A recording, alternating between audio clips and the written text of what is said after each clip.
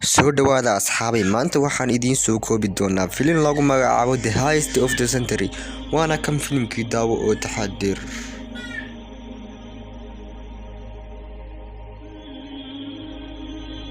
filimku ku bilaabanaya nin lagu magacaabo Fernando, ninkani oo ah nin sawir gacmeedyada sidoo kalena ah macallin bara dadka ciyaaraha dagaalka.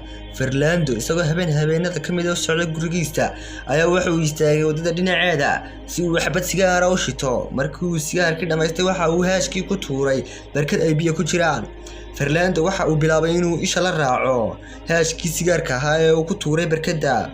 waxa aanu arkay in haashkii sigaarku ku dhacay bulaacada bangiga Rio. Fernando waxa uu bilaabay in uu iska daawado bulaacada bangiga, isla markaa waxa maskaxdiisa ku soo dhacday fikrad waali ah. maalintii xigtay waxa uu aaday guriga saaxiibkii Sebasna waxa uu ahaa nin injineer ah. Fernando waxa uu soo bandhigay in ay dhacaan bangiga Rio. Sebasna waxa uu weydiiyay fikradda ay ku dhici lahaayeen bangiga. Fernando waxa uu sheegay in ay bulaacad u dhowdahay bangiga. Sebasna waxa uu aqbalay fikradda dhicista bangiga, laakiin waxa uu sheegay in aanay haysan lacag ay ku soo iibsadaan qalabkii lagu dhici lahaa bangiga. Fernando wuxuu cabaar ka fikiray shakhsi maalgeliya iyaga, waxaanu xasuustay saaxiib qadiimi ah oo lagu magacaabo Dog. Fernando waxa uu aaday saaxiibkiisii hore, dhammaan waxa uu sheegay khidadihiisa. Dogna muna haysan lacag lagu maalgeliyo fikradda dhicista bangiga, laakiin waxa uu tilmaamay in ay saaxiib yihiin oo lagu magacaabo Mario.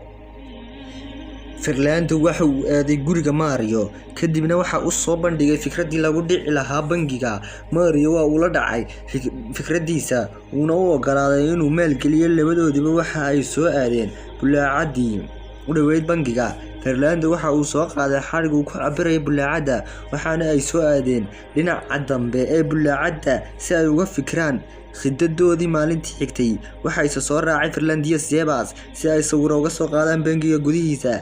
habeennimadii markii ay gaadhayna Dog ayaa soo kaxeeyay baaskiil si uu u qiyaaso masaafada u dhaxaysa bangiga iyo bulaacada si ay uga qiyaas qaataan. waxaanay masaafadu noqotay oo keliya 7 mitir. maalintii xigtay Fernando iyo Mario waxa ay bilaabeen inay qoraan khidadoodii ay ku dhici lahaayeen bangiga. habeennimadii waxa ay soo iibsadeen qalabkii loo baahnaa in lagu bilaabo inay qodaan godka.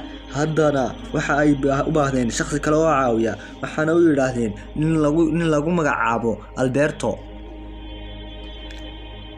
laakiin haddana waxaa ku yimid dhib kale, maadaama ay adag tahay sida loo furayo sanduuqyada bangiga. waxa uuna Fernando sheegay in furista sanduuqyadu ku qaadanayso waqti badan. waxa uuna Fernando Sebas ka dalbaday inuu u sameeyo qalab si dhaqso leh u furayo sanduuqyada bangiga, laakiin waxaa laga maarmaan noqotay inay soo ogaadaan meesha ay yaalaan sanduuqyada bangigu. Fernando waxa uu Mario ka codsaday inuu lacag dhigto sanduuqyada bangiga si ay u ogaadaan lacagtu halka ay taalo. Fernando iyo shuraakadiisu waxa ay qodayeen godka. ugu dambeyntii way ku guuleysteen meeshii ay rabeen. waxa ay soo kaxaysteen nin darawal bas ah oo lagu magacaabo Juan si uu uga caawiyo baxsashadooda, laakiin iyaga oo taagan bangiga hortiisa oo sugaya Alberto waxa uu yimi nin boolis ah, waxaanu weydiiyay sababta ay u taagan yihiin bangiga hortiisa.